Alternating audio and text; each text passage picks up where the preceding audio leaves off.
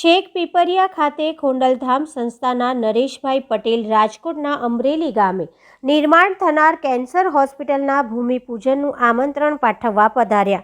નારી ગૌરવ અનારબેન પટેલ, જેનીબેન ઠુમર સહિત અનેકો મહાનુભાવોની ઉપસ્થિતિમાં લાઠીના શેખ પીપરિયા હાઈસ્કૂલ પરિસર ખાતે ખોડલધામ સંસ્થાના નરેશભાઈ પટેલનું આગમન રાજકોટના અમરેલી ગામે નિર્માણ થનાર કેન્સર હોસ્પિટલના ભૂમિપૂજનનું આમંત્રણ પાઠવવા પધાર્યા.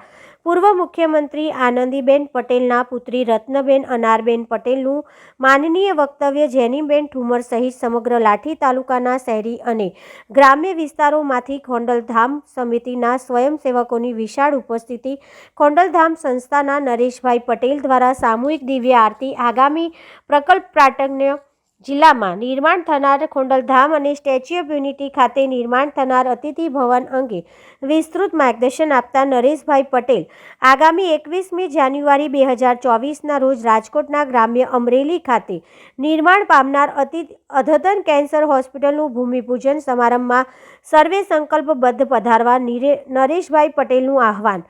લાઠી, બાબરા, દામનગર તાલુકાના અસંખ્ય ગ્રામ્ય અને શહેરી વિસ્તારોમાંથી ખોડલધામ સમિતિઓ અને ખોડલધામ સમિતિના મહિલા ટીમની વિશાળ ઉપસ્થિતિ. સર્વ સમાજ માટે અતિ અદ્યતન ટેકનોલોજીથી સુસજ્જ કેન્સર હોસ્પિટલ નિર્માણ કરવા ખોડલધામ કાગવડ સંસ્થાનું મેડિકલ ક્ષેત્રે પણ અજોડ પ્રદાન રહેશે.